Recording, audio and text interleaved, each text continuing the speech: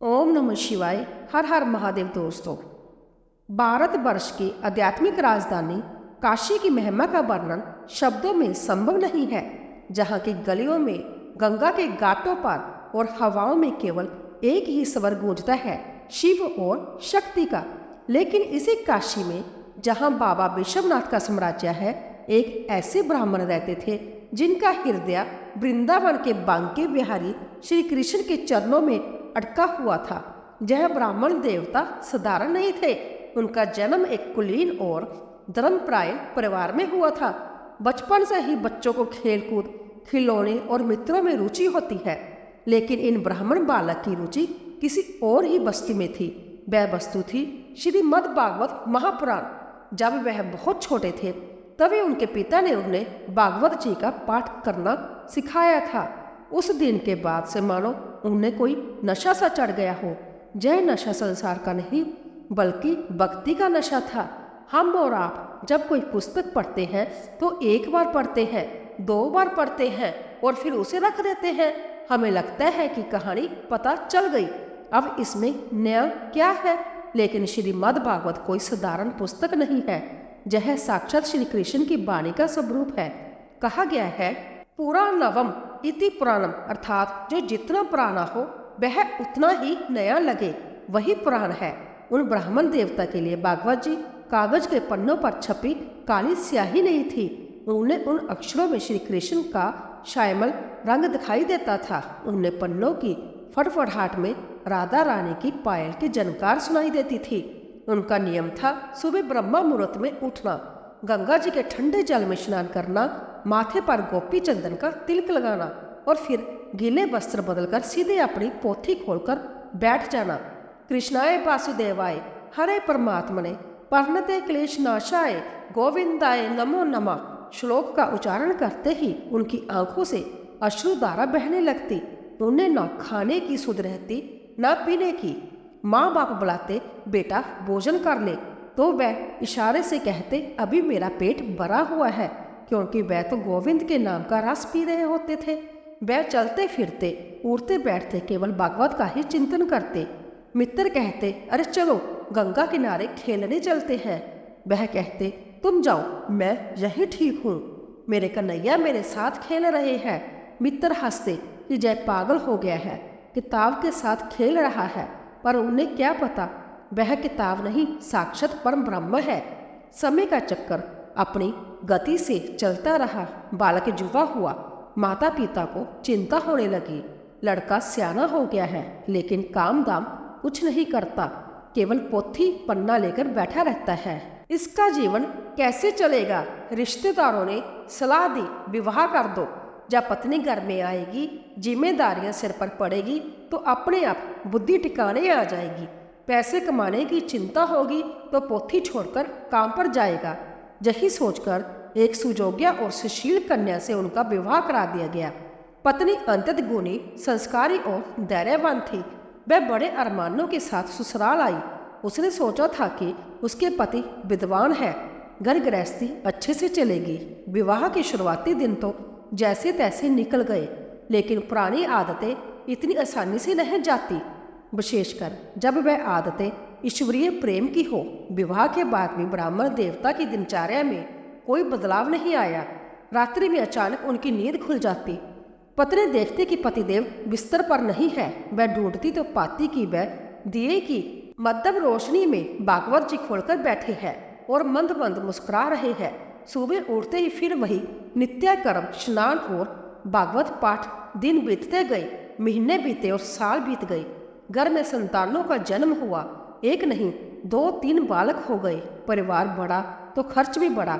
बच्चों को भोजन चाहिए, बस्तर चाहिए, शिक्षा चाहिए, लेकिन पिता तो अपनी ही दुनिया में मगन थे। पत्नी ने बहुत धैर्य रखा। भारतीय नारी की सहन शक्ति की कोई सीमा नहीं होती। उसने सोचा, आज नहीं तो कल स्वामी को गृहस्थी की चिंता होगी।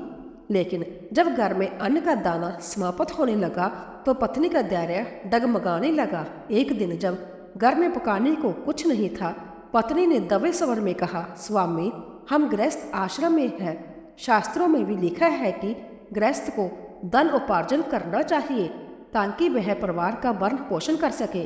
आप दिन रात बस पढ़ते रहते हैं। थोड़ा बहुत कोई कर्म कांड, कोई कथा वाचन या कोई और कार्य कर लिया करें तो बच्चों का पेट भर सके। ब्राह्मण देवता ने भागवत जी से नजर हटाकर पत्नी की ओर देखा। उनकी आंखों में एक बोलापन और निर्छलता थी। वह बोले, देवी, मैं तुमसे सत्य कहता हूँ, मैं संसार के कार्यों के लिए बड़ा ही नहीं हूँ। मुझे झूठ बोलना, मोल भाव करना या किसी की चाकरी करना नहीं आता। मैं अन्य सभी कार्यों में नालायक हूँ। यदि मैं कुछ करने भी जाऊँगा तो बिगाड़ कर आऊँगा। तुम देख लो, अगर तुम कुछ कर सको तो मुझसे ये आशा छोड़ दो। पत्नी हतप्रभ रह गई। आजकल के जमाने की कोई स्त्री होती तो शायद घर छोड़कर चली आती, लेकिन वह सती साध्वी पुराने संस्कारों वाली स्त्री थी। उसने अपने माथे पर हाथ मारा और परिस्थिति से समझौता कर लिया। ठीक है स्वामी, आप अपनी भक्ति कीजिए, इस घर को मैं ही चलाऊंगी। उस दिन के बाद से पत्नी ने घर की जिम्मेदारी अपने कंधों पर ले ली। वह पड़ोसियों के घर जाती, किसी का भोजन बनाती, किसी के बर्तन मांजती, किसी का अनाज साफ करती। बदले में उसे जो थोड़ा बहुत राशन या धन मिलता, उससे वह घर का चूल्हा जलाती। पतिदेव निश्चिंत होकर अपनी भागवत पढ़ते रहे। उन्हें इस बात की गलानी भी नहीं थी कि पत्नी काम कर रही है, क्योंकि वह मानते थे कि सब कुछ ठाकुर जी की इच्छा से हो रहा है। वर्षों बीत गए। ब्राह्मण अब लगभग 40-41 वर्ष के हो चुके थे।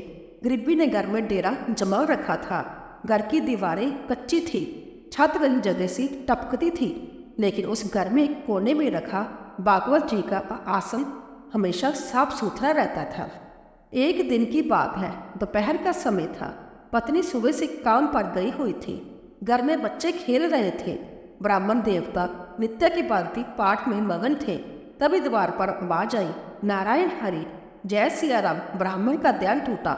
उन्होंने देखा कि द्वार पर संतों की एक टोली खड़ी है। वह एक दो नहीं, पूरे 12 संत थे।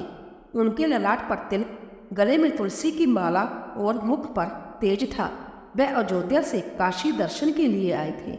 उस समय का भारत आज जैसा नहीं था। आज तो लोग फोन करके आते हैं, पूछ कर आते हैं। उस समय अतिथि और संत बिना पूर्व सूचना के आते थे और गृहस्थ का परम धर्म होता था उनकी सेवा करना। संतों ने कहा, बच्चा, हम 12 संत हैं। तुम्हारे घर के बाहर सुंदर तुलसी का पौधा और द्वार पर बंदी गाय देखकर हमें लगा कि यह किसी धर्मपरायण विप्र का घर है। हमें भूख लगी है।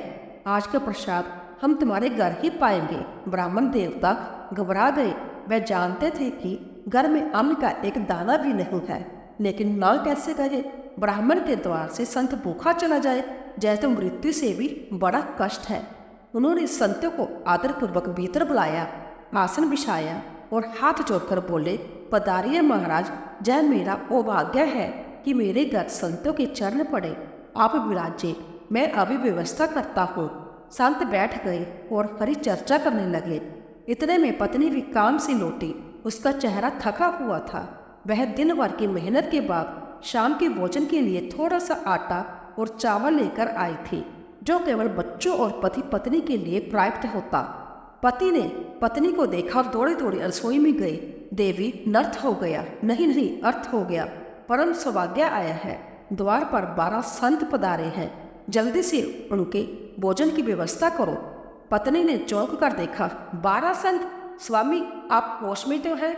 मैं जी जब मुट्ठी भर आटा लाई हूँ, जय तो बच्चों के लिए भी पूरा नहीं पड़ेगा।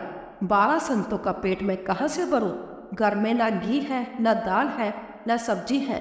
2 पैसा घर में नहीं है, मैं कहाँ से लाऊं? ब्राह्मण देवता का चेहरा उतर गया।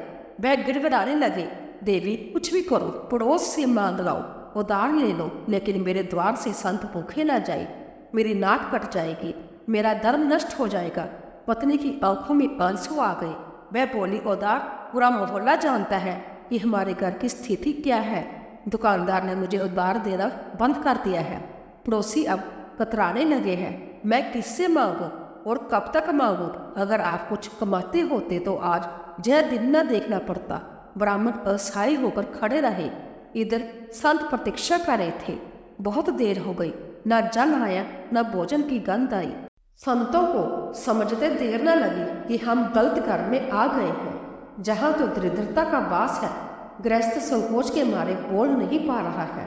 संतों की मुखिया ने अपना कमंडल उठाया और खड़े हो गए। ब्राह्मण देवता, लगता है व्यवस्था नहीं हो पा रही है। कोई बात नहीं, हम सन्यासी हैं, कहीं और मांग लेंगे। तुम संकोच मत करो, जय सिया राम। ऐसा कहकर संत अपने आसन उठाकर चले गए। ब्राह्मण के लिए यह वज्रपात के समान था। वह द्वार पर खड़े होकर बस देखते रहे। उनकी आंखों के सामने से 12 संत भूखे लौट गए। यह एक गृहस्थ ब्राह्मण के लिए सबसे बड़ा पाप और अपमान था।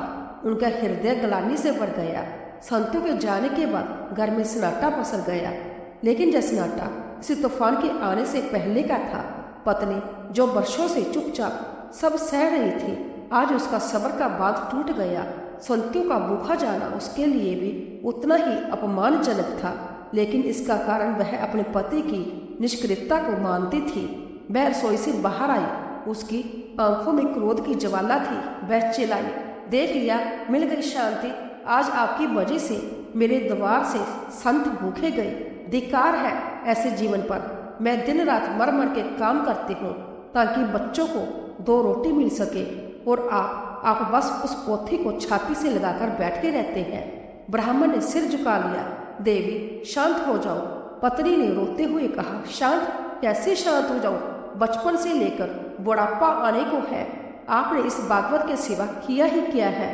क्या दिया आपकी इस भागवत ने? देखिए हमारे घर की हालत। बच्चे फटे कपड़े पहनते हैं, घर में खाने को नहीं है, लोग हंसते हैं हम पर। आप कहते हैं जय कृष्ण है, जय साक्षात भगवान है। अरे अगर जय भगवान होते तो क्या अपने वक्त को ऐसी दुर्दशा में रखते? जिस घर से संत भूखे जाए वहां भगवान कैसे हो सकते हैं? पति कांपने लगे। वह अपनी निंदा सुन सकते थे, लेकिन अपनी भागवत जी की निंदा उनसे सहन नहीं हो रही थी। वह बोले, देवी, मेरे ठाकुर जी को दोष मत दो, यह मेरे ही कर्मों का फल है। भागवत तो कल्प वृक्ष है। पत्नी ने कठोर शब्दों में कहा, चुप रहिए, बहुत सुन लिया मैंने। आज फैसला होगा, या तो आप कोई काम धंधा करेंगे या फिर जब पोथी इस घर में नहीं रहेगी, जिस ग्रंथ के कारण मेरे पति निकम्मे हो गए हैं। संतों का अपमान हुआ, मैं उस घर में नहीं रहने दूंगी। उसने आगे बढ़कर भागवत जी की ओर हाथ बढ़ाया। यह देखकर ब्राह्मण देवता का धैर्य भी टूट गया। जिस भागवत को उन्होंने प्राणों से भी अधिक प्रिय माना, उसका अपमान वह तुरंत उठे। उन्होंने जल्दी से अपने भागवत जी को उठाया और अपने सीने से लगा लिया, जैसे कोई माँ अपने बच्चे को बचाने के लिए चिपका लेती है। उनकी आंखों से जर्जर आंसू बहने लगे। वह बोले, देवी, तूने मुझे मारा होता, पीटा होता, मुझे गालियां दी होती तो मैं सह लेता, लेकिन आज तूने मेरे इष्ट, मेरे सर्वस्व, मेरे प्राण धन श्री कृष्ण के लिए अपशब्द कहे। तूने भागवत को घर से निकालने की बात कही, जो मेरे ठाकुर का नहीं, मैं उसके साथ नहीं रह सकता। पत्नी भी क्रोध में थी। ठीक है, तो जाइए अपने ठाकुर के साथ, देखो कौन सी रोटियां बनाकर खिलाते हैं वह आपको। ब्राह्मण ने एक क्षण भी नहीं सोचा, न पैरों में चप्पल पहने, न ऊपर अंग वस्त्र संभाला, बस धोती पहने और सीने से भागवत जी को चिपकाए वह रोते बिलखते घर से निकल पड़े। शाम ढल रही थी। वह सीधे गंगा जी के तट की ओर चल दिए। उनका हृदय विदर्न हो रहा था। हे गोविंद, हे कृष्ण, हे मेरे नाथ, आज तेरे लिए मुझे घर छोड़ना पड़ा। मुझे इसका दुख नहीं है। दुख इस बात का है कि मेरी वजह से तुझे अब शब्द सुनाने पड़े। मेरी पत्नी अज्ञानी है प्रभु, उसे क्षमा कर देना। पर अब मैं कहाँ जाऊँ? तेरे सिवा मेरा कौन है? गंगा के किनारे एक एकांत स्थान पर बैठकर वह भागवत जी को गोद में रखकर जार जार रोने लगे। कहते हैं, प्रबल प्रेम के पाले पड़कर प्रभु को नियम बदलते देखा। अपना मान बड़े टल जाए, भक्त का मान न टलते देखा।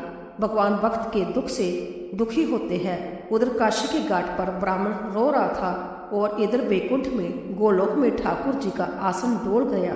श्री कृष्ण ने देखा कि उनका एक अनन्य भक्त, जिसने जीवन भर उनके सिवा किसी का चिंतन नहीं किया, आज अपमानित होकर भूखा प्यासा घाट पर बैठा है। और अपमान किसका हुआ? संभव भगवान का। पत्नी ने चुनौती दी थी कि क्या दिया तुम्हारे कृष्ण ने? श्री कृष्ण मुस्कुराए, पर आंखों में करुणा थी। उन्होंने सोचा, अरे जय ब्राह्मण तो मेरा पागल प्रेमी है। इसने 40 वर्षों तक मेरी निस्वार्थ सेवा की है। इसने कभी मुझसे कुछ नहीं मांगा, पर इसका अर्थ ये तो नहीं कि मैं उसका ध्यान ना रखूं। और आज तो बात मेरी साख पर आ गई है, मुझे जाना होगा। भगवान ने तुरंत अपना रूप बदला। वह चतुर्भुज नारायण नहीं बने, ना ही मोर मुकुटधारी किशोर कृष्ण। उन्होंने एक अंतत मनमोहक छोटे से बालक का रूप धारण किया। उनकी आयु मुश्किल से 8-10 वर्ष की दिख रही थी। रंग श्यामल था, बड़े बड़े कजरारे नेत्र जिनमें से प्रेम छलक रहा था। उन्होंने सिर पर एक सुंदर साफा बांधा, जैसे कोई व्यापारी बांधता है। धोती को घुटनों तक ऊंचा करके कांचनी बांधी। गले में उन्होंने बहुमूल्य मणियों का हार पहना, पर उसे ऊपर से एक साधारण कपड़े से ढक लिया। पैरों में नुपुर पहने, हाथों में स्वर्ण के कड़े पहने, और सबसे विचित्र बात, सिर पर एक बड़ी सी बांस की डलिया रख ली। वह डलिया इतनी भारी थी कि देखने वाले को लगे कि इतना छोटा बालक इसे कैसे उठा रहा है। भगवान नंगे पैर काशी की गलियों में चल पड़े। उनकी चाल में वही टेढ़ापन था, जो भी उन्हें देखता ठिठक जाता। अरे कितना सुंदर बालक है, देखो तो कैसा पसीना चो रहा है, फिर भी मुख पर कैसी मुस्कान है। ये किसका बेटा है, इतना भार उठाकर कहाँ जा रहा है। लोग इन्हें देखते रह जाते, पर भगवान किसी की ओर नहीं देख रहे थे। वह तो सीधे अपने भक्त के घर की ओर लपके जा रहे थे। पत्नी अभी भी घर में गुस्से में बैठी थी। बच्चे सहमे हुए थे, चूल्हा ठंडा पड़ा था। तभी द्वार पर जोर से खटखटाहट हुई। पत्नी बड़बड़ाई, अब कौन आ गया? अभी तो उन्हें गए हुए कुछ ही देर हुई है, क्या वापिस आ गए? वह गुस्से में बड़बड़ाती हुई उठी और दरवाजा खोला। सामने का दृश्य देखकर वह अवाक रह गई। सामने कोई साधारण मनुष्य नहीं, बल्कि एक दिव्य बालक खड़ा था। सांवली सूरत, पसीने की बूंदें उसके ललाट पर मोतियों जैसी चमक रही थी। सिर पर बारी डलिया, उसकी बड़ी बड़ी आंखों में ऐसा आकर्षण था कि पत्नी का सारा क्रोध क्षणभर में कपूर की तरह उड़ गया। उसके भीतर का मातव तत्व जाग उठा। उसने पूछा, अरे लाला, तुम कौन हो? इतनी धूप में इतना भारी बोझा सिर पर उठाकर कहाँ से आ रहे हो? तुम्हारे माँ बाप कौन है? तुम्हें अकेले छोड़ दिया। नन्हे बालक के रूम में ठाकुर जी चुप रहे। वह केवल मुस्कुराते रहे और अपनी बड़ी बड़ी आंखों से उसे निहारते रहे। पत्नी ने फिर पूछा, कुछ बोलो बेटा, क्या चाहिए? प्यास लगी है, मैं जल लाऊं? तब बालक ने अपने होंठों पर उंगली रखी और इशारा किया कि मैं बोल नहीं सकता, मैं गूंगा हूँ। भगवान ने लीला रची। वह जानते थे कि अगर वह बोले तो उनकी वाणी में ऐसा जादू है कि वह पहचान जाएगी। जब फिर वे झूठ बोलना नहीं चाहते थे, इसीलिए मौन का अभिनय किया। पत्नी को और दया आ गई। ओ, इतना प्यारा बालक और बोल नहीं सकता, विधाता भी कितना निष्ठुर है। बालक ने कमर से एक कागज और कलम निकाली। उसने उस कागज पर कुछ लिखना शुरू किया। लिखते समय वह बीच बीच में पत्नी की ओर देखकर मुस्कुरा देता। उसकी मुस्कान में ऐसा सम्मोहन था कि पत्नी अपनी सुध-बुध खोने लगी थी। बालक ने कागज पत्नी के हाथ में थमाया। पत्नी पढ़ी लिखी थी। उसने दिए की रोशनी में पत्र पढ़ना शुरू किया। पत्र में लिखा था, मैया प्रणाम, मैं आपके पति का मालिक हूँ। आपके पतिदेव मेरे जहाँ पिछले 40 वर्षों से गुप्त नौकरी करते हैं। वह मेरे बहुत पुराने और वफादार कर्मचारी हैं। उन्होंने आज तक अपनी पगार नहीं ली थी। वह कहते थे कि जब जरूरत होगी तब ले लूँगा। आज मुझे पता चला कि उनके घर में धन की बहुत आवश्यकता है और संतों की सेवा के लिए अर्थभाव है। इसीलिए मैं संभव उनकी पिछले 40 वर्षों की पूरी पगार ब्याज से देने आया हूँ। यह डालियाँ रख लो, इसमें उनका मेहनत ताना है। पत्नी ने पत्र पढ़ा हैरान रह गई। मेरे पति नौकरी करते थे और मुझे बताया भी नहीं, और इतना छोटा सा सेठ, ये कैसा चमत्कार है। उसने बालक की ओर देखा। बेटा, तुम ही सेठ हो? इतने छोटे बालक ने सीना तानकर गर्व से सिर हिलाया, मानो कह रहा हो, हाँ मैं ही हूँ। छोटा मत समझो, मैं त्रिलोक का सेठ हूँ। पत्नी ने कहा, अच्छा बेटा, यह डालियाँ जहाँ रख दो, पर तुम कुछ खाओगे? मेरे पास तो कुछ नहीं है, पर जल पी लो। बालक ने ना में सिर हिलाया। उसने इशारे से कहा, मुझे जल्दी जाना है, बहुत काम है। उसने डलिया को बरमानते में उतारा। जैसे ही डलिया जमीन पर रखी, एक भारी आवाज हुई, मानो उसमें मन भर वजन हो। जाते जाते बालक ने झुक कर पत्नी को प्रणाम किया और पलक झपकते की बात से ओझल हो गया। पत्नी ने सोचा, कितना विचित्र बालक था। गया किधर? वह गली में देखने गई, पर वहाँ कोई नहीं था। पत्नी भीतर आई और डलिया के ऊपर ढका हुआ कपड़ा हटाया। जैसे ही कपड़ा हटा, पूरे कमरे में ऐसा प्रकाश फैला कि आंखें चौंधिया गई। वह डलिया सामान्य अनाज या रुपयों से नहीं भरी थी। उसमें बड़े बड़े हीरे पन्ने माणिक मोती और स्वर्ण मुद्राएं भरी थी। उनकी चमक सूर्य के समान थी। पत्नी की चीख निकल गई, हे भगवान, इतना धन! काशी नरेश के खजाने में भी इतना धन नहीं होगा। जय स्वप्न है, जय सत्या। उसने एक स्वर्ण मुद्रा उठाकर देखी, वह असली थी। उसने अपनी बाह में चिकोटी काटी, उसे दर्द हुआ। जय सत्य था। तभी उसका माथा ठनका। मेरे पति, गुप्त नौकरी, 40 साल, सेठ। उसे याद आया कि पति हमेशा कहते थे, मेरा मालिक तो कृष्ण है, मैं उसी की चाकरी करता हूँ। क्या वह बालक? नहीं, वह तो कोई साधारण बालक ही लग रहा था। उसने डलिया उठाने की कोशिश की, पर वह हिली तक नहीं। उसने अपने बच्चों को बुलाया, अरे जल्दी आओ। बच्चे आए, सबने मिलकर जोर लगाया, तब जाकर डलिया खिसकर भीतर कमरे में आई। अब पत्नी का हृदय धक धक करने लगा। उसे अपनी गलती का एहसास होने लगा। मेरे पति कोई निकम्मे नहीं थे, वह तो इतने बड़े सेठ के जहाँ काम करते थे और मैंने उन्हें घर से निकाल दिया। मैंने उन्हें अपशब्द कहे। उसने तुरंत अपने बड़े बेटे को बुलाया, बेटा दौड़कर जा, गंगा किनारे घाटों पर देख, तेरे पिताजी वहाँ होंगे। उनसे कहना कि माँ बुला रही है, कहना कि सेठ जी आए थे और पगार देकर गए हैं। उनसे क्षमा मांगना और जल्दी घर ले आना, मैंने उनके लिए भोजन बनाया है। बेटा दौड़ा दौड़ा गंगा तट पर गया। उधर ब्राह्मण देवता अभी भी गंगा किनारे बैठे रो रहे थे। उनकी भागवत जी आंसुओं से भीग चुकी थी। प्रभु, अब तो मुझे अपने पास बुला लो, इस संसार में मेरा कोई नहीं। तभी बेटे की आवाज आई, पिताजी, पिताजी। ब्राह्मण ने आंसू पोंछे, क्या है बेटा, तू जहाँ क्यों आया है? जा अपनी माँ के पास जा, मेरे पास तेरे लिए कुछ नहीं है। बेटा आंफते हुए बोला, पिताजी घर चलिए, माँ ने बुलाया है। माँ बहुत खुश है, वह कह रही है कि आपका मालिक, आपका सेठ घर आया था, वह आपको 40 साल की पगार देकर गया है। घर में हीरे मोतियों का ढेर लग गया है। माँ ने हलवा पूरी बनाई है, जल्दी चलिए। ब्राह्मण चौंक गए। सेठ मालिक पगार? बेटा तू क्या बक रहा है? मेरा कोई मालिक नहीं सिवाय ठाकुर के, और मैं कोई नौकरी नहीं करता। तेरी माँ पागल तो नहीं हो गई? बेटा बोला, मुझे नहीं पता, पर एक सांवला सा छोटा बालक आया था, वह बहुत भारी डलिया देकर गया है। सांवला छोटा बालक? जय सुनते ही ब्राह्मण के कान खड़े हो गए। उनका हृदय जोर से धड़कने लगा। कैसा था वह? बता मुझे, कैसा था?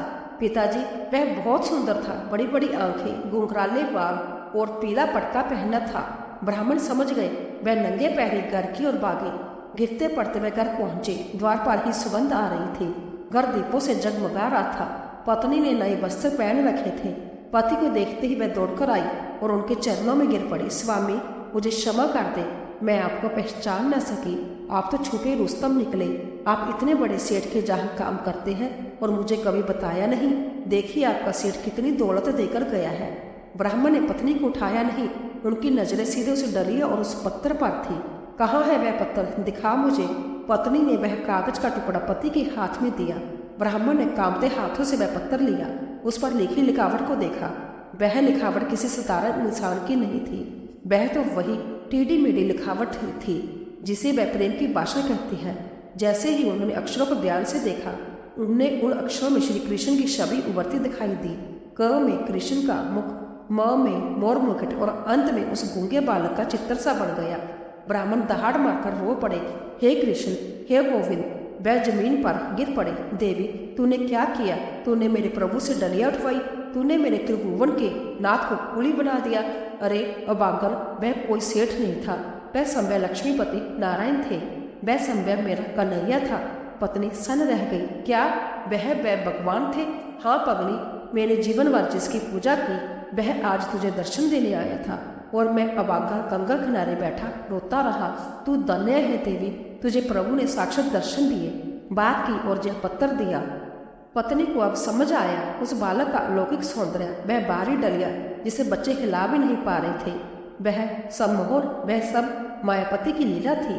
वह भी रोने लगी। स्वामी, मुझे क्षमा करें, मैंने लोभ में आकर भगवान को नहीं पहचाना। ब्राह्मण ने कहा, रो मत देवी, जय उनकी कृपा है। उन्होंने सिद्ध कर दिया कि भागवत केवल पुस्तक नहीं है। जो भागवत की शरण लेता है, भगवान उसकी जिम्मेदारी संभे उठाते हैं। आज उन्होंने मेरा कर्ज चुकाया है। उस दिन के बाद काशी के उस ब्राह्मण का घर तीर्थ बन गया। उन्होंने उस धन का प्रयोग अपने सुख भोग के लिए नहीं किया।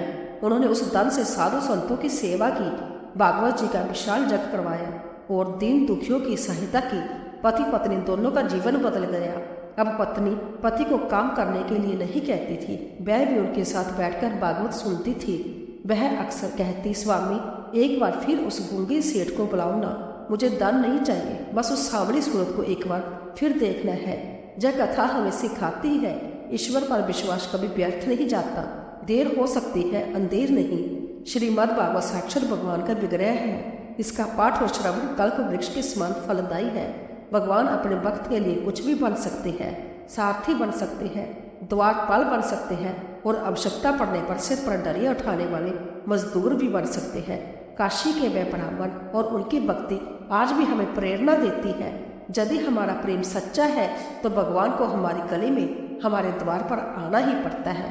बोलिए वृंदावन बिहारी लाल की जय, श्रीमद् भागवत महापुराण की जय। दोस्तों, आशा है यह प्रसंग आपको पसंद आया होगा। अगर पसंद आया हो तो वीडियो को लाइक करके कमेंट में जय श्री कृष्णा जरूर लिखें। चैनल पर अगर पहली बार आए हो तो चैनल को सब्सक्राइब जरूर करें। जय श्री कृष्ण।